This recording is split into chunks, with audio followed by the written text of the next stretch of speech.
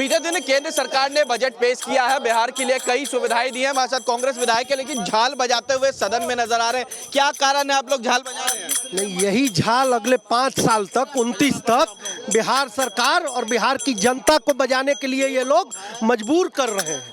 लेकिन कई सारी प्रोजेक्ट्स जो है वो बिहार को दी गई है। एक्सप्रेसवे कहा जा रहा है, स्वास्थ्य सिस्टम को ठीक करने की बात कही जा रही है, ये सभी चीजें तो कही जा रही है। नहीं, स्वास्थ्य के लिए क्या आपको नजर आया इस बजट में? मैंने तो नहीं देखा है। पूरी अच्छी तरह से अध्ययन करने के बाद मैं बता रहा हूँ। स्वास्थ्य को लेकर, रोजगार को लेकर, किसान को लेकर और सिंचाई के नाम पर भी ठगा जा रहा है।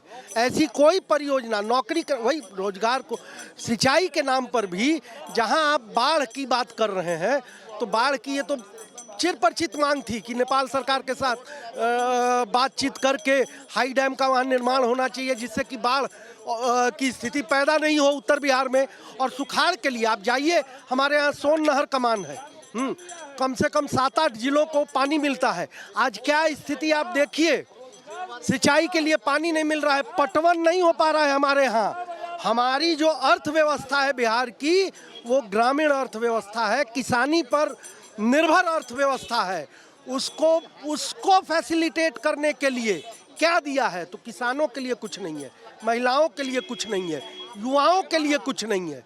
तो क्या है ये पैसा दिखाकर, और ये भी पैसा किस तरह से आपको हासिल होगा, ये हम लोग आने कॉरिडोर बनाने की बात कही गई, कहा गया जैसे काशी विश्वनाथ में कॉरिडोर बनाया गया है, बोधगया में ही बनाया जाएगा, गया में बनाया जाएगा, विष्णुपद मंदिर की तरह वहां पर ही बनाया जाएगा। 3-3 एक्सप्रेसवे दिए जाएंगे, पूर्णिया को कनेक्ट किया जाएगा। मैं एक बात आपसे पूछना चाहता हूँ, विष्णुपद कॉरिडोर बनना चाहिए, एक हमारी धरोहर है, बनना चाहिए, परंतु उससे बनने से कितने किसानों को लाभ होगा, कितने युवा जो बेरोजगार हैं, कितने लोगों को रोजगार मिलेगा, ये कहीं मेंशन आपने देखा? कितनी महिलाओं को, मतलब महिला शक्ति को, आप महिला सशक्तिकरण की बात करते हैं, कितने महिलाओं को आप सशक्त करेंगे? ये सब बातें हुई हैं। कोई, आप एक बार बजट को ध्यान से पढ़ लीजिए, ये 58,900 करोड़ रुपए की कोई रूपरेखा उसमें मेंशन नहीं है कि किस किस क्षेत्र में कितना कितना पैसा कैसे दिया जा रहा है। जहां तक एक्सप्रेसवे की बात है, ये एक्सप्रेसवे जो थे, ये चिरपरिचित हमारी मांग थी बिहार की। विशेष राज्य के दर्जा की मांग फिर से उठाएंगे सदन? नहीं, निश्चित रूप से हमारा तो हमेशा से रहेगा विशेष राज्य के दर्जा के लिए, और हमारा हक बनता है। 2000 के बाद से, जब से झारखंड बना, तो हमारा हक और भी मजबूत होता है। हम एक लैंडलॉक्ड स्टेट हैं, हमारे पास कोई किसी तरह का साधन नहीं है। हम अपने खनिजों को, जो हमारे राज्य में खनिज है, आप मेरे ही जिला में जाएंगे, आप रोहतास में लाइमस्टोन है, जिप्सम है, सल्फर, चीजों की मांग जो है सदन में उठाई जाएगी, निश्चित तौर पे उठाई जाएगी। कांग्रेस के तमाम नेता यहाँ पर है, शकील अहमद खान भी है, कांग्रेस विधायक दल के नेता है। किस तरीके से देखते हैं सर, जो चीजें कल हुई है, एक्सप्रेसवे की बात आई है, 3-3 एक्सप्रेसवे दिया जा रहा है? देखिए, मैं आपको एक एग्जाम्पल देना चाहता हूँ। 2015 में 1,25,000 करोड़ रुपए का पैकेज का अनाउंसमेंट हुआ था इसी बिहार के लिए, और ये ब्रेकअप है, प्रधानमंत्री के ऑफिस से निकला हुआ है। उस ब्रेकअप में बिहार में क्या क्या नहीं हुआ। जब हम ये कहते हैं कि ये सरकार अगर कुछ देती है, अनाउंसमेंट भी करती है, तो उसको ज़मीन पे उतारती नहीं है। एक एग्जाम्पल है कि स्किल डेवलपमेंट 1,550 करोड़ का 1,550 करोड़ रुपया establishment of mega skill university बनाना था। एक ईंट भी नहीं लगाया गया आज तक पिछले 24 सालों में।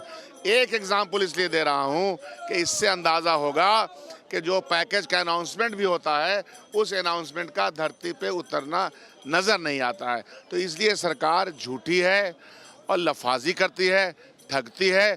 ये बिहार सरकार को शर्म नहीं आती है कि अपने ही डिमांड्स को वो इस तरह से एक्सेप्ट कर लेती है, जिसमें कि कोई शर्म नाम की चीज़ नहीं है। ये है प्रश्न।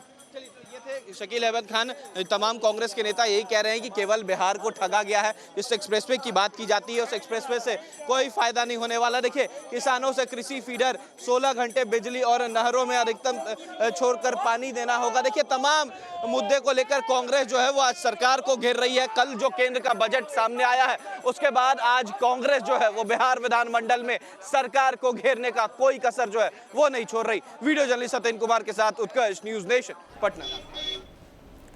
पटना में माले विधायक संदीप सौरभ ने बिहार और केंद्र सरकार पर हमला बोलते हुए कहा कि बिहार को केवल लूटा गया है। एक्सप्रेसवे तो बिहार को पहले ही मिला था, नया क्या दिया गया है यह बताएं। बीते दिन केंद्र सरकार ने बजट जो है वो लाया है और बिहार के लिए कई चीज़ें दी गई हैं। देखिए, लेकिन जो विपक्ष है, माले के तमाम नेता हैं, वो विरोध कर रहे हैं। निजी क्षेत्र में आरक्षण लागू करने की जो बात है वो कहा गया, 65% आरक्षण जो है वो लागू करने की बात की गई है। हमारे साथ विधायक हैं, उनसे बात करेंगे। जो तस्वीरें कल आई हैं, कहा गया कि बिहार को काफ़ी अनुदान दिया गया है, 3-3 एक्सप्रेसवे दिए गए हैं, कॉरिडोर बनाया जाएगा। क्या जो एक्सप्रेसवे की बात है वो तो पहले से है, वो 4 एक्सप्रेसवे जो है वो पहले से है, वो कोई अलग से अनुदान नहीं उसको कहते हैं। नेशनल हाईवे केंद्र सरकार बनाते रहती है, वो अलग अलग राज्यों में बन रहा है, बिहार में भी बन रहा है। कोई स्पेशल पैकेज की बात नहीं है और स्पेशल पैकेज बिहार को चाहिए भी नहीं। बिहार को विशेष राज्य का दर्जा चाहिए और ये मांग बहुत पुरानी है। बिहार झारखंड जब अलग हुआ था और तमाम संसाधन जब झारखंड में चले गए थे, उस समय से ये बात चल रही है कि बिहार की गरीबी को, यहाँ इंफ्रास्ट्रक्चर की जो कमी है उसको दुरुस्त करने के लिए बिहार को विशेष राज्य का दर्जा चाहिए। तेलंगाना को मिल गया है, पूर्वोत्तर के तमाम राज्यों को मिला हुआ है, क्योंकि वो पिछड़ापन है।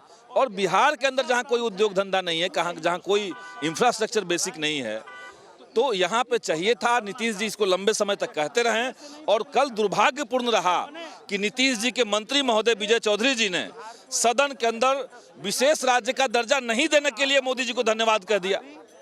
तो ये तो लजाया हुआ बिलाई जो है वो खंभा नोचता है। लेकिन सवाल ये भी है कि बार बार नीतीश कुमार ने भी कहा, केंद्र सरकार भी कहते हैं कि रघुराम राजन की कमेटी थी, उसमें कहा गया कि ये अब अनुदान नहीं हो सकता, विशेष राज्य का दर्जा की अब बात ही नहीं हो सकती। तो क्यों विपक्ष बार बार? आराम से हो सकता है और विपक्ष नहीं उठा रहा है। केवल विपक्ष का तो ये बात नहीं है।